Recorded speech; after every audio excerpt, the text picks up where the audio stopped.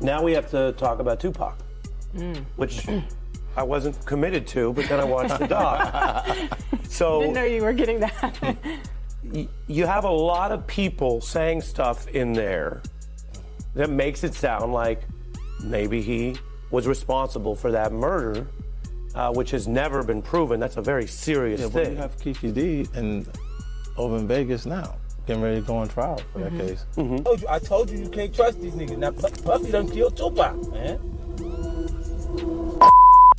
So do you think Puffy was involved in the shooting? Only they can answer that question. I have my own opinion, but I wouldn't slander their name like they did mine. I wouldn't say things that I knew, you know what I mean? I believe so. I do believe so. I have proved things that I could say that will back up my claim, but this is not for the world to know about. You know what I mean? It's between me and him, and only he knows. So every time he say it didn't happen, or that's the only thing that makes this become an issue to every guys with me. Thug Life guys, and we heard what he had to say. He basically said he ain't have nothing to do with my brother's murder. We don't talk about things that are nonsense. You think he was lying? Quite possibly, and it's kind of looking that way. Here we are 27, 28 years later. The theory involving him is quite high on the list. Our family, you know, we still suffer. He was all wrapped up, but he was still shaking. See me fail. And in my mind sometimes when I'm drunk or I'm just laying down, I'll be thinking like, damn, is this true? Will I fail? Am I supposed to fail? I mean, should I just stop trying and give up? But then I'll be like, nah, hold on. That's exactly what they waiting for me to do. Is to just say this is too much, I can't take it and give up. So now it's a fun little game that I cry at sometimes, I laugh at sometimes, I smile, I have good times and bad times, but it's a game. It's this game of life. Do I win or do I? When 50 Cent revisits the death of Tupac Shakur, it doesn't land as a sudden revelation. It feels like a deliberate disruption of a silence that's lasted decades. He doesn't make direct accusations. Instead, he reframes the narrative with precision, choosing timing over noise and restraint over spectacle. As someone who navigated and survived the very industry dynamics Tupac once challenged, his voice carries a deeper weight, one shaped by experience, proximity, and memory. What's said matters, but what's left unsaid may matter even more. Because this moment doesn't just revisit the past, it signals that unresolved history still applies pressure in the present. In an industry where silence has long functioned as protection, one question cuts through everything. What happens when a veteran decides that staying quiet is no longer worth the cost? I think he was lying. Quite possibly, and it's kind of looking that way. Here we are 27, 28 years later. The theory involving him is quite high on the list. Our family, you know, we still suffer. He was all wrapped up, but he was still shaking the bed. He really wanted to tell me something. I'm assuming it was something that had to do with the hit. I get the feeling quite strongly that you don't believe Diddy. I don't think you believe a word of it. It seems like he got a whole bunch of power, like absolute power. Absolute power corrupts absolutely. Heavy is the head that wears the crown. What's your message to Sean Combs? Tupac Shakur was American hip-hop's brightest light until he was shot 4 times in a drive-by attack in 1996. His death shocked the world, and Tupac's legend has only grown since his murder, along with the fevered speculation about who planned it, who ordered it, and who did it. For 27 years, it was one of America's highest-profile unsolved crimes, until finally, a year ago, Dwayne "Keefy D" Davis was charged. He'd bragged about being inside the Cadillac from which the fatal shots were fired, albeit not by him, and awaits trial as the last surviving suspect. But there are many unanswered questions and a tangled web of claims embroidering notorious figures and an infamous East Coast-West Coast gang rivalry.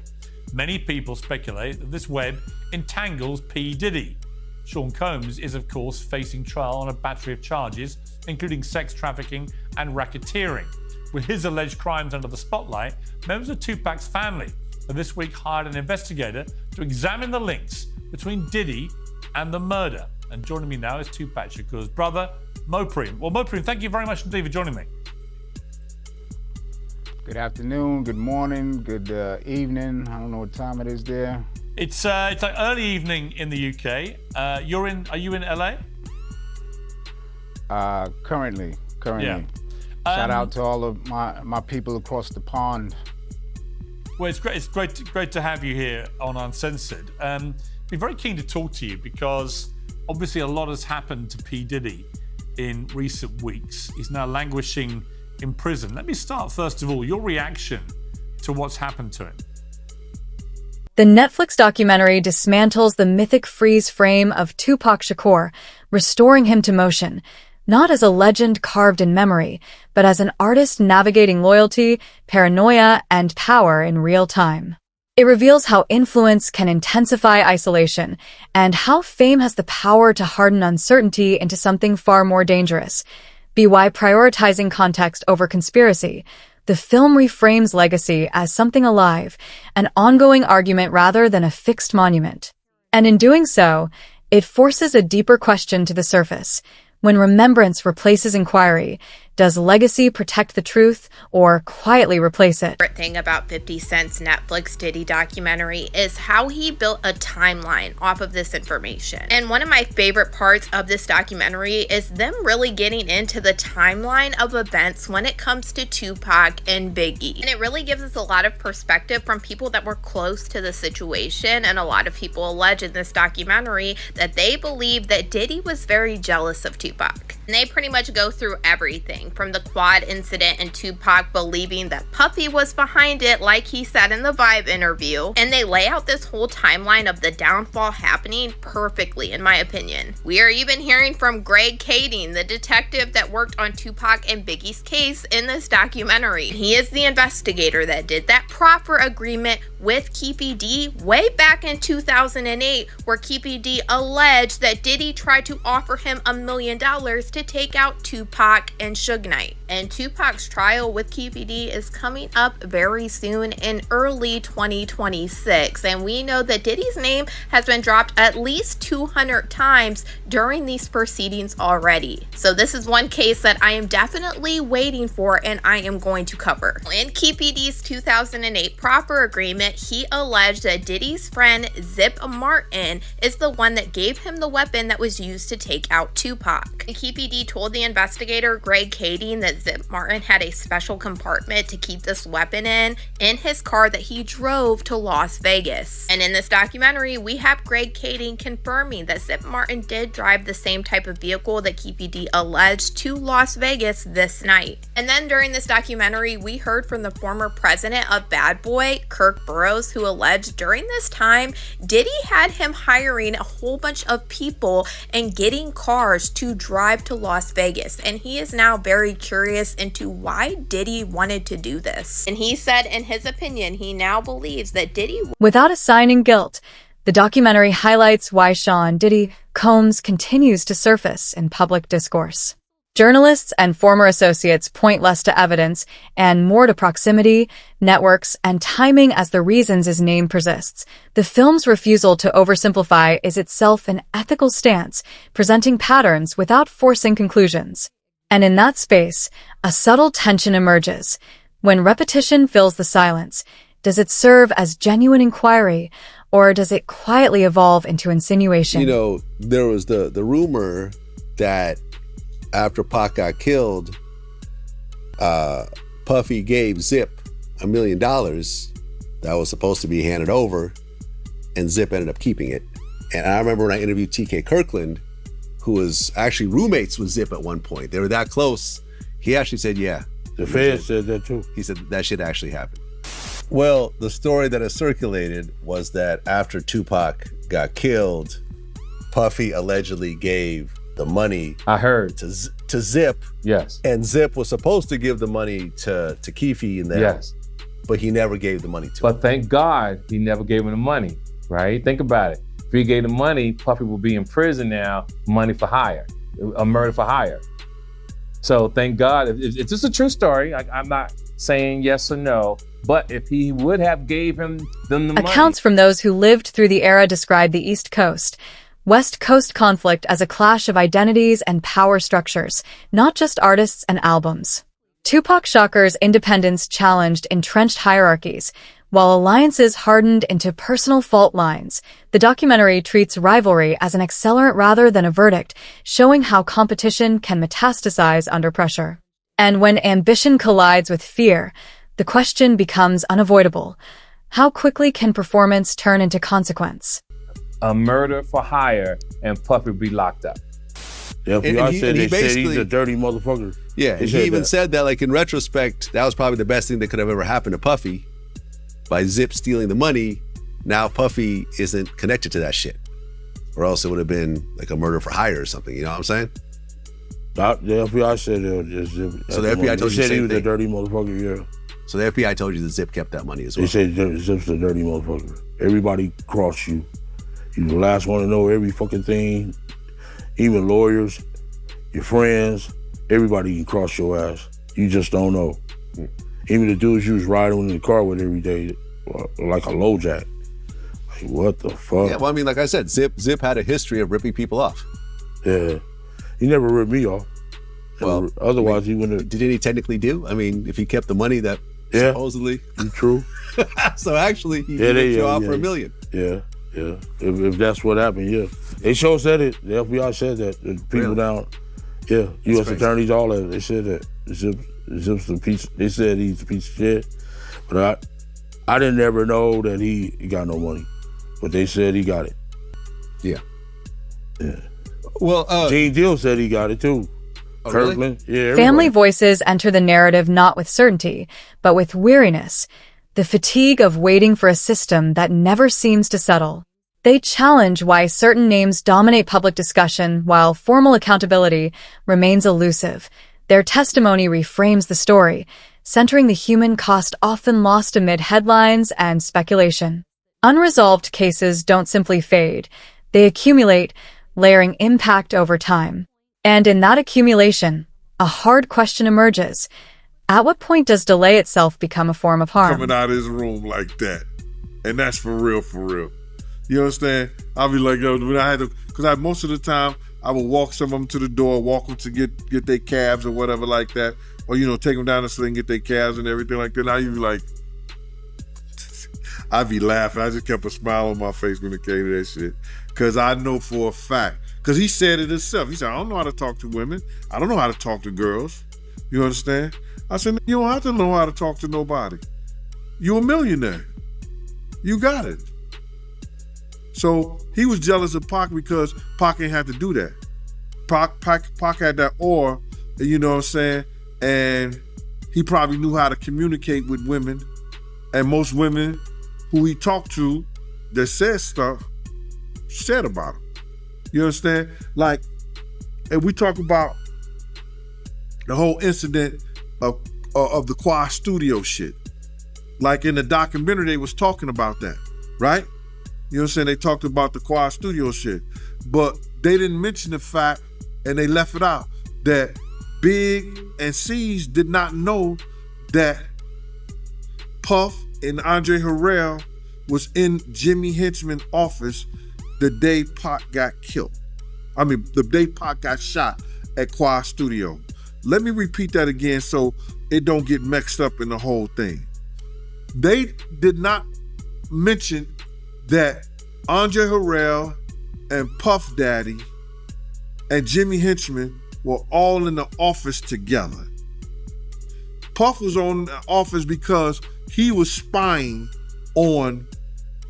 to spy on Big them, because Big was writing the Junior Mafia stuff and Puff had his publishing.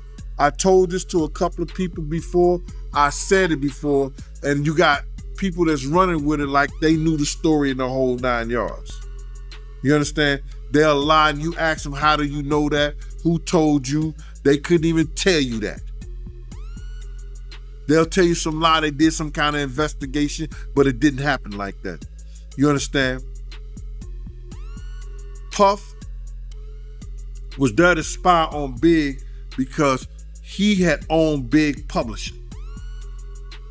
And Big had turned around, and the same people who helped Puff get Big Publishing told Big to Revisiting the night in Las Vegas, the documentary lays out timelines, testimonies, and contradictions with careful restraint.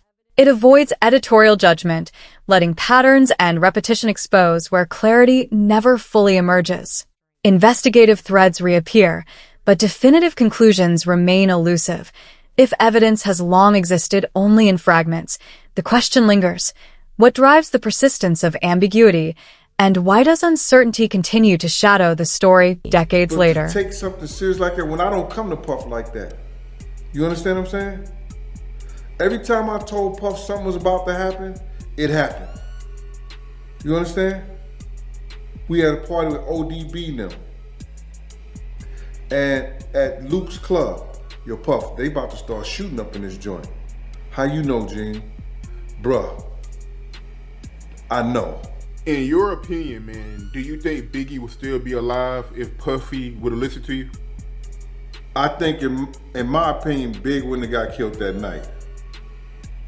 To say if he was still being alive, I don't know that. I don't have a time clock on somebody's life.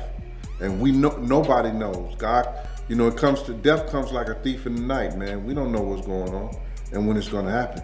But I truly believe that if Big would have stayed to his guns and not F with Puff like he was doing at first, not coming to none of the parties we was at. Did you hear what Lil C said?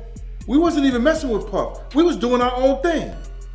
If they would have stayed with doing their own thing, maybe we still alive. Cause Big was a big star. Show me one picture out of LA, since they was going to all kind of clubs and all kind of spots and all kind of restaurants, that somebody got him with him. That somebody got those pictures with him.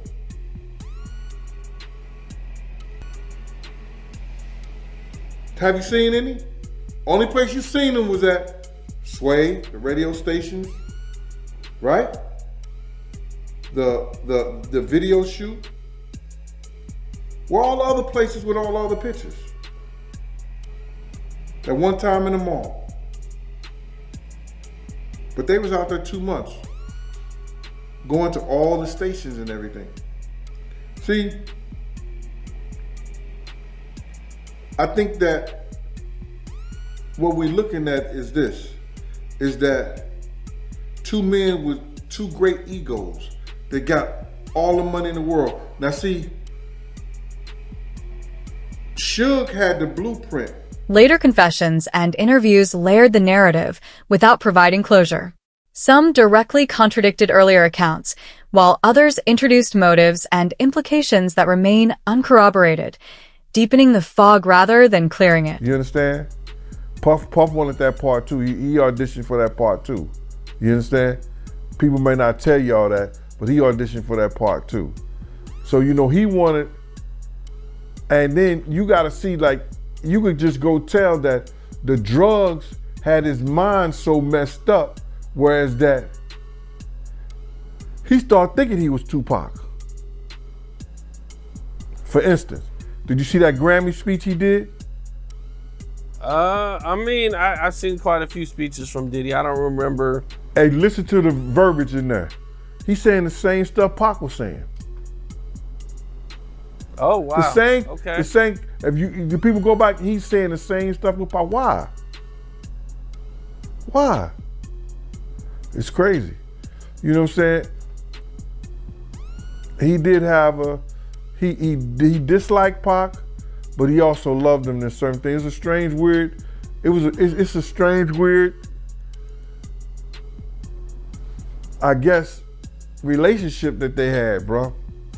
Yeah, that is crazy, man. Cause I even interviewed Reggie, and like Suge and Diddy were cool too. Even when their beef was going on, I heard they were still communicating and like not, I don't know, man. It was like this weird dynamic that they had.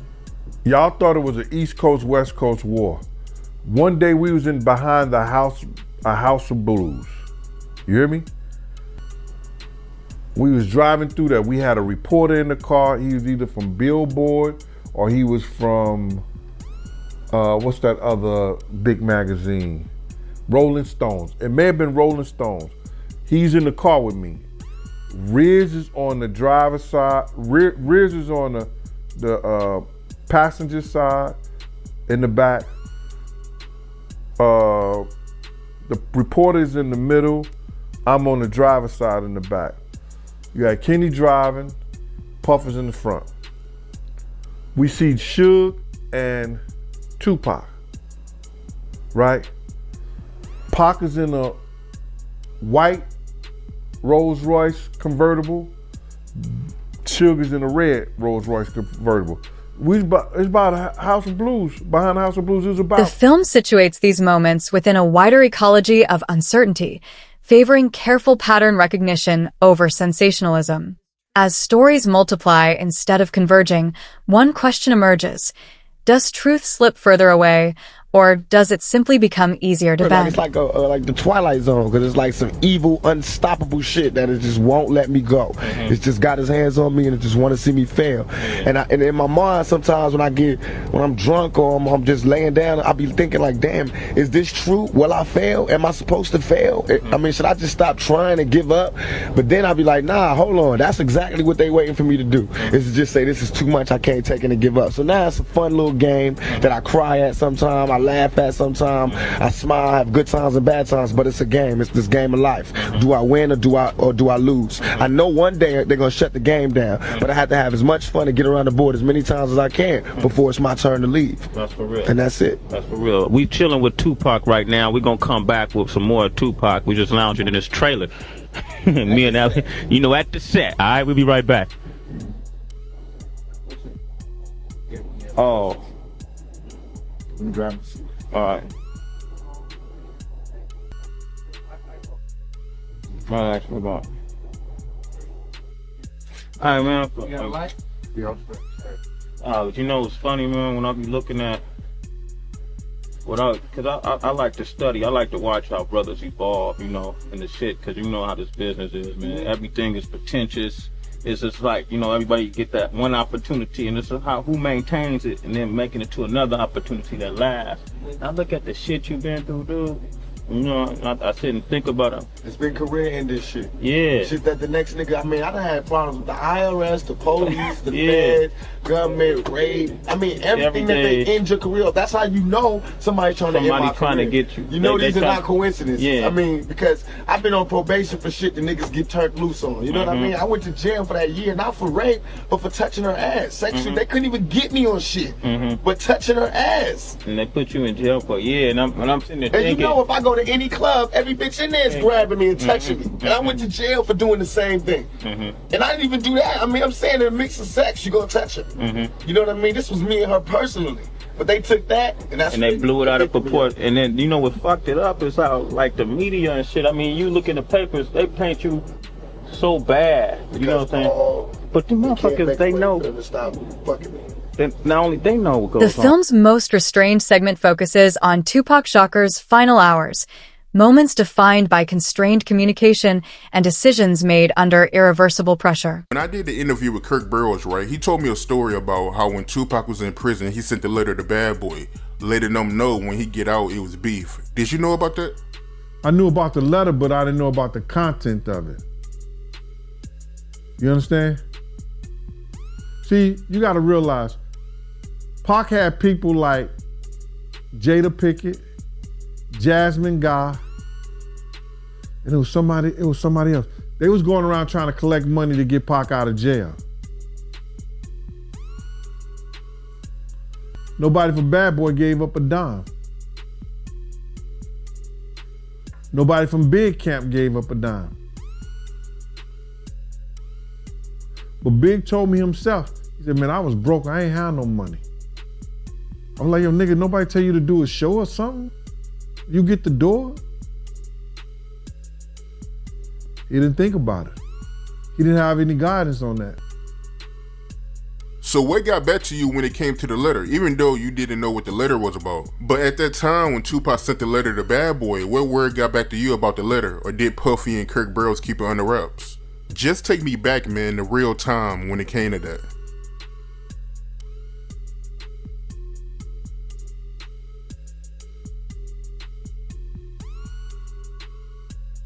At the time, brother, let me just say,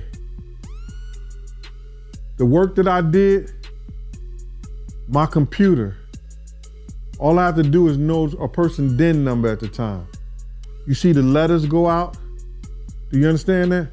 You don't see the content, you see the letters. You see the letters that come in. you see the visitors, the people who call, and the calling log. I had privilege to that information. Family recollections shift the lens from speculation to loss, from theory to consequence.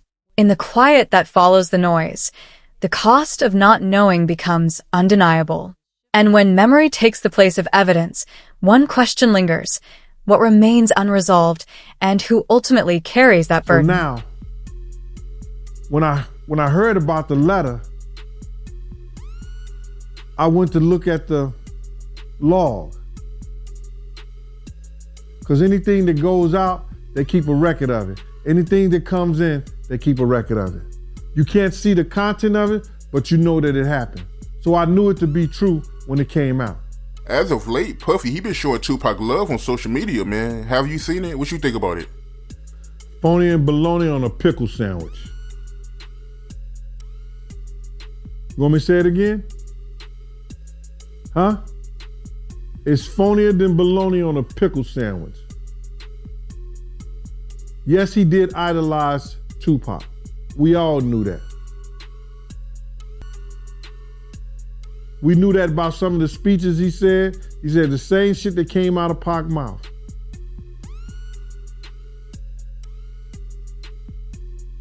But he didn't like him. If you ain't like that nigga in his life, how you gonna love him in his death? Oh, you glad to see the nigga dead now. All right, okay. That's a very strong word to use, man. So you feel like Puffy, he idolized Tupac, and you really believe that? Yeah, he idolized that dude. You gonna go and make it your business, I don't know, to sleep with every chick that he slept with? Or maybe the chicks was just making the rounds. I don't know. But he made it his business to sleep with every chick that Pac was sleeping with.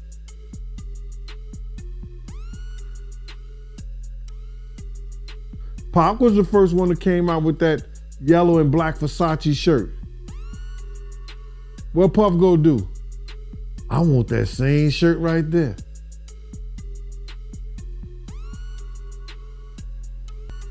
So you feel like Puffy getting with some of the same females that Tupac got with, like Sally Richardson and Sarah Chapman. You think he only got with them because Tupac had them. That's the only reason why he got with them. It probably was inspired because they was fine, but it put a plus on it because Pac had them. It's a lot of fine women out here. You know what I'm saying? But I want the one that Pac had too. All right. The documentary concludes without offering declarations or easy answers. Instead, it underscores the legitimacy of the questions themselves. Netflix doesn't solve the mystery. It reopens the record, leaving the story alive, unsettled, and demanding attention. That boy was doing a video, and they was paying anyone to bring back a death row chain. So Pac looked at it like, this is deeper than Bloods and Crips. This is my enemies. You know, Puffy and them attacking us now because I'm with Death Row. So words on the street that if you bring back this Death Row chain so we can put in our video, this was the words on the street. Right. Yeah. You know, like when I asked Bob James, he said there was. Like he said it very confidently. There was bounties on Death Row chains. Yeah. 10,000, I think? 10,000. Right. Your mom had a Death Row chain. She had a little bitty one. Right. Yeah. Well, they were snatching those. Right, and there was no doubt this understanding that there was a bounty. We've never been able to track that down to a source where said I was there when an agreement was made, but that was the understanding on the street and among these people was that there was a bounty for the chain. And of course we see that becomes real at the Lakewood Mall when Orlando Anderson tries to snatch Trayvon Lane's chain. Right, so a fight happens in the mall and they try to take Trayvon Lane's chain, who was affiliated with Mob Piru and Death Row. Right. But I guess they don't actually take the chain. Yeah, I think they do take it. They get it off of him, but then during the Donnybrook whatever, he gets it back. He claims he got it back, and so there's no reason to believe he didn't. We never found that chain, you know, at Orlando Anderson's house or anything like that, but certainly if it wasn't an attempt, then they did actually secure it and then lost it back to Trayvon Lane. And it's important to remember that this Trayvon Lane is the person directly, you know, aside Tupac Shakur when they confront Orlando Anderson again in Las Vegas. Right, and Trayvon Lane, Orlando Anderson is Keefe D's nephew. 50 Cent's comments highlight a final, persistent tension. Silence was never resolution. It was only postponement. And if a generation still demands answers, the question emerges, is the unresolved story truly about the past or about the accountability that remains unfinished in the present?